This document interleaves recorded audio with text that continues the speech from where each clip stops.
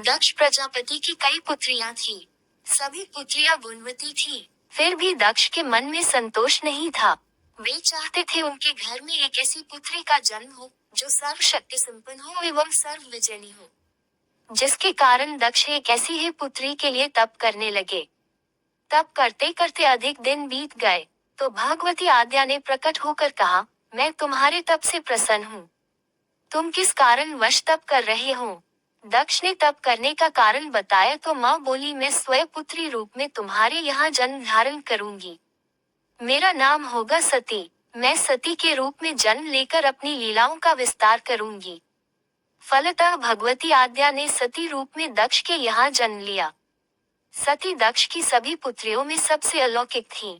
सती ने बाल्य अवस्था में ही कई ऐसे अलौकिक आश्चर्यचलित करने वाले कार्य कर दिखाए थे, जिन्हें देखकर स्वयं दक्ष को भी विस्मयता होती रहती थी।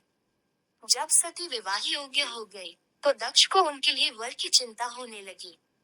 उन्होंने ब्रह्मा जी से इस विषय में परामर्श किया। ब्रह्मा जी ने कहा, सती आद्या का अवतार है। आद्या आदि शक्ति और शिव आदि पुरुष हैं। अतः सती के विवाह के लिए शिव ही योग्य और उचित वर हैं। दक्ष ने ब्रह्मा जी की बात मानकर सती का विवाह भगवान शिव के साथ कर दिया। सती कैलाश में जाकर भगवान शिव के साथ रहने लगी। भगवान शिव के दक्ष के दामाद थे, किंतु एक ऐसी घटना घटित हो गई जिसके कारण दक्ष के हृदय में भगवान शिव के प्रति बैर और विरोध भाव पैदा हो गया। एक बार देवलोक में ब्रह्मा ने धर्म के निरूपण के लिए एक सभा का आयोजन किया था। सभी बड़े बड़े देवता सभा में एकत्र हो गए थे। भगवान शिव भी इस सभा में बैठे थे। सभा मंडल में दक्ष का आगमन हुआ। दक्ष के आगमन पर सभी देवता उठकर खड़े हो गए, पर भगवान शिव खड़े नहीं हुए। उन्होंने दक्ष को प्रणाम भी नहीं किया। फलतः दक्ष ने अपमान का अनुभव किया। केवल यही नहीं, उनके हृदय में भगवान शिव के प्रति ईर्ष्या की आग जल उठी। वे उनसे बदला लेने के लिए समय और अवसर की प्रतीक्षा करने लगे। एक बार सती और शिव कैलाश पर्वत पर बैठे हुए परस्पर वार्तालाप कर रहे थे। उसी समय आकाश मार्ग से कई विमान कनखल की ओर जाते हुए दिखाई पड़े। सती ने उन विमानों को देखकर भगवान शिव से पूछा, प्रभु, ये सभी विमान किसके हैं और कहाँ जा रहे हैं? भगवान शंकर ने उत्तर दिया, आपके पिता ने बहुत बड़े यज्ञ का आयोजन किया है। समस्त देवता और देवांगनाएं इन विमानों में बैठकर उसी यज्ञ में सम्मिलित होने के लिए जा रहे हैं। इस पर सती ने दूसरा प्रश्न किया, क्या मेरे पिता ने आपको यज्ञ में सम्मिलित होने के लिए नहीं बुलाया? भगवान शंकर ने उत्तर दिया, आपके पिता मुझसे बैर रखते हैं, फिर वे मुझे क्यों बुलाने लगे?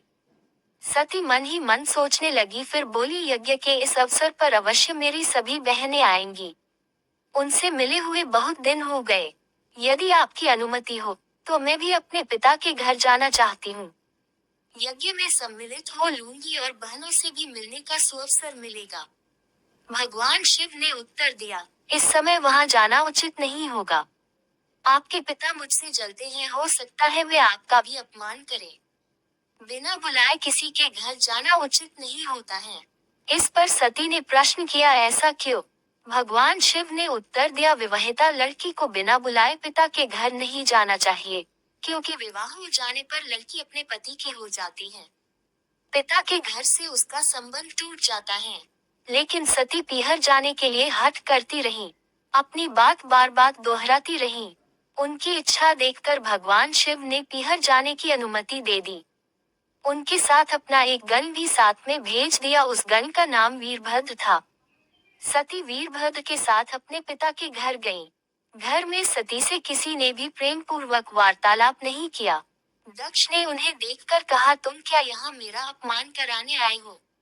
अपनी बहनों को तो देखो, वे किस प्रकार भांति भांति के अलंकारों और सुंदर वस्त्रों से सुसज्जित हैं।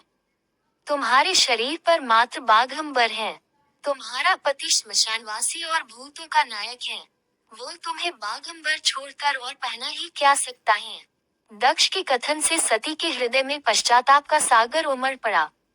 वे सोचने लगी, उन्होंने यहाँ आकर अच्छा नहीं किया। भगवान ठीक ही कह रहे थे, बिना बुलाए पिता के घर भी नहीं जाना चाहिए। पर अब क्या हो सकता है?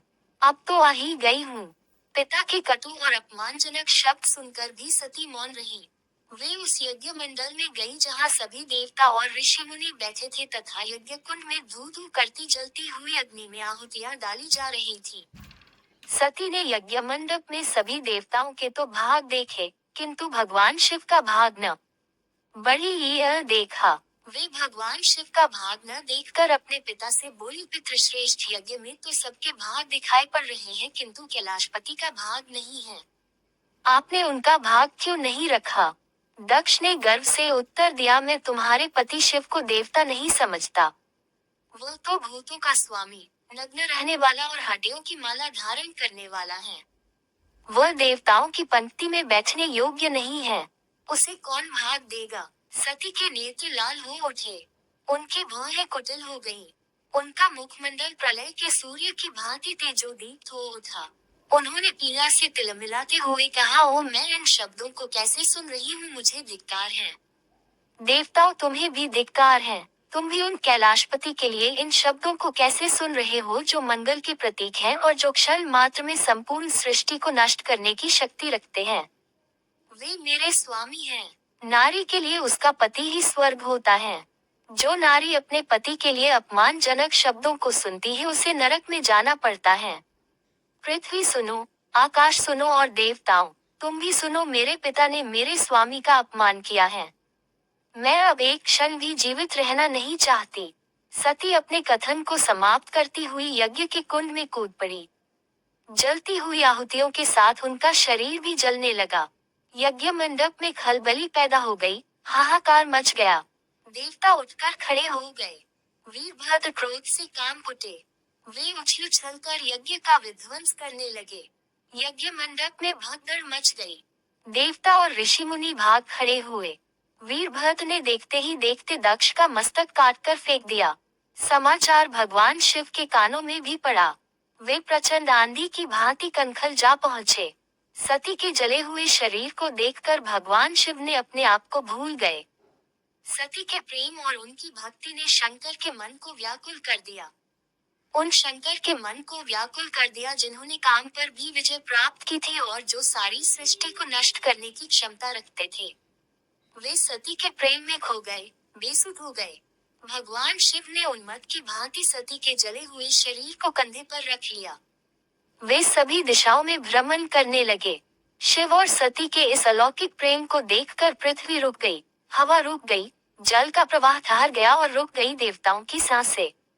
सृष्टि व्याकुल हो उठी। सृष्टि के प्राणी पुकारने लगे, पाहिमाम पाहिमाम। भयानक संकट उपस्थित देखकर सृष्टि के पालक भगवान विष्णु आगे बढ़े। वे भगवान शिव की बेसुधी में अपने चक्र से सती के एक एक अंग को काट काट कर गिराने लगे। धरती पर 51 स्थानों में सती के अंग कट कट कर गिरे। जब सती के सारे अंग कट कर गिर गए, तो भगवान शिव पुनः अपने आप में आए। जब वे अपने आप में आए, तो पुनः सृष्टि के सारे कार्य चलने लगे। धरती पर जिन 51 स्थानों में सती के अंग कट कट कर गिरे थे, वे ही स्थान आज शक्ति के पीठ स्थान माने जाते हैं। आज भी उन स्थानों में सती का पूजन होता है, उपासना होती है।